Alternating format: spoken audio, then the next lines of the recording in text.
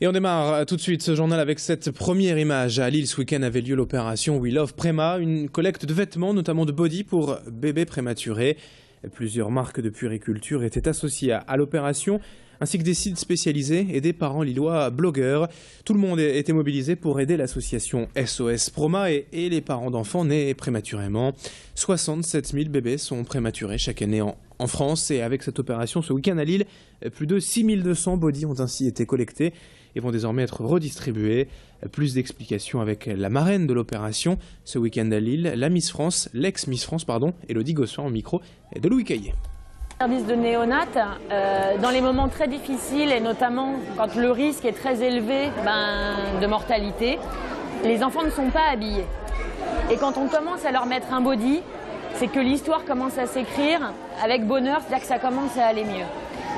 Donc c'est tout un symbole en fait le body, c'est le symbole aussi de l'espoir et de leur dire que c'est ce premier body qu'on va pouvoir leur faire porter. Donc en fait c'est de pouvoir transmettre des bodys en néonat et pour habiller pour la première fois ces enfants, parce qu'on est aussi un peu démunis face à la prématurité et les parents ne prévoient pas la garde-robe en taille prématurée parce qu'évidemment c'est ce que aucun parent ne souhaite et c'est pas comme ça qu'on conçoit la maternité. Autre information dans l'actualité, vous le savez peut-être déjà, tous les stationnements en France passeront bientôt leur tarif au quart d'heure. Une loi votée il y a déjà plusieurs mois par les députés et appliquée donc au 1er juillet prochain. Et si a priori cela peut sembler être une bonne nouvelle, puisque l'on paiera son stationnement au plus juste en fonction du temps resté au parking, dans les faits, les tarifs vont aussi augmenter. Par exemple à Lille, au parking des Tanneurs dans le centre-ville qui teste le dispositif déjà depuis plusieurs mois, l'heure de stationnement est ainsi passée de 1,80 € à 2,80 €. Une fausse bonne nouvelle donc pour les automobilistes, mais aussi peut-être pour les commerces de centre-ville, victimes collatérales de la hausse du prix de ces parkings. Et vous, qu'en pensez-vous? Louis Caillé est allé ce week-end dans le centre de Lille à votre rencontre dans les rues. Au quart d'heure, c'est bien, oui, parce que si on est pour 5 minutes, comme moi, j'en ai pour 5-10 minutes à peine, donc j'ai toujours de mettre 1 € pour être sûr de ne pas franchir l'heure, pas dépasser. Ouais. Mais enfin, un quart d'heure, on ne fait rien. Depuis ici, en un quart d'heure, vous ne pouvez rien faire. Bon, le minimum qu'on puisse mettre, c'est 1 heure. Je suis plutôt contre, oui, parce que je trouve que ça ne sert pas à grand-chose. Un quart d'heure, ça ne convient et ça ne suffit pour personne.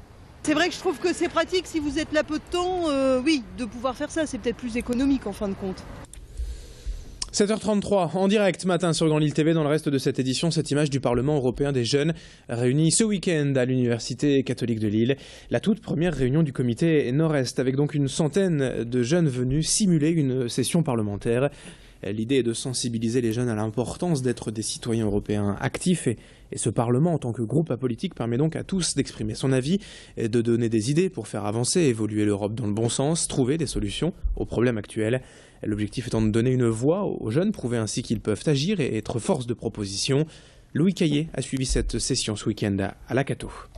Il travaille sur différents sujets, il travaille sur l'application de la Convention des droits de l'enfant dans l'Union européenne, sur les objectifs du millénaire. Il y a aussi une commission sur l'harmonisation de l'espace Schengen. Donc c'est très varié, il y a tout ce qui est développement régional également.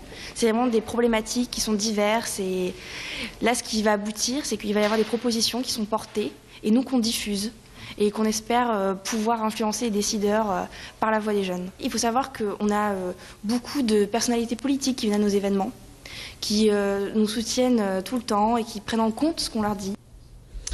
On enchaîne avec la remise de la médaille de la jeunesse, des sports et de l'engagement associatif à la préfecture de Lille. C'était ce vendredi. Le préfet Jean-François Cordet a donc mis à l'honneur les 181 récipiendaires de l'année 2014 dans le Nord, 256 en tout dans la région.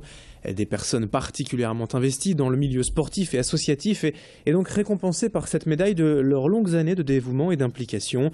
Dans la région, on compte aujourd'hui près de 65 000 associations actives, plus de 1000 clubs de sport, 80 comités actifs, autant de lieux de rencontre, donc de convivialité, de solidarité, de projets communs, prouvant que le mouvement associatif est aujourd'hui plus que jamais un puissant relais de l'action publique. Images et propos recueillis avec le préfet lui-même et Jean-François Cordet au micro de François Bourzillon. Ce sont des critères de mérite, vous l'imaginez bien, puisque ce sont des médailles qui sont des médailles de l'État. Et dans ces critères de mérite, il y a des critères complémentaires qui sont des critères de longévité dans le mérite. Quand on a fait 6 ans, on a droit à une médaille de bronze. Quand on a fait 15 ans, on a droit à une médaille d'or. C'est donc la persistance dans l'effort et dans l'engagement. C'est ça qui est important. Ce n'est pas un engagement de 2 ou 3 ans, c'est souvent un engagement d'une vie. Et vous l'avez vu en regardant l'âge moyen des personnes qui étaient ici. Et puis quelques mots encore de sport tout de même en football. La victoire du LOSC qui relève la tête ce week-end, une victoire en déplacement à Montpellier, 2-1 samedi soir. Belle victoire également du LMR en rugby en fédéral unique à domicile face à l'avant-dernier, il est vrai, le club de Lormont. Victoire large, 49-10 des rugbymen lillois. En revanche, défaite pour les clubs de basket de la métropole lilloise ce week-end. Le LMB en déplacement à Poitiers s'incline 83-73 et le SBVA à domicile au Palacium samedi soir, défait par Montpellier 76-63. 7h36 en direct sur Grand Lille TV. Dans un instant, la météo et l'info au trafic à suivre. Très bon réveil à toutes et à tous, très belle journée en notre compagnie.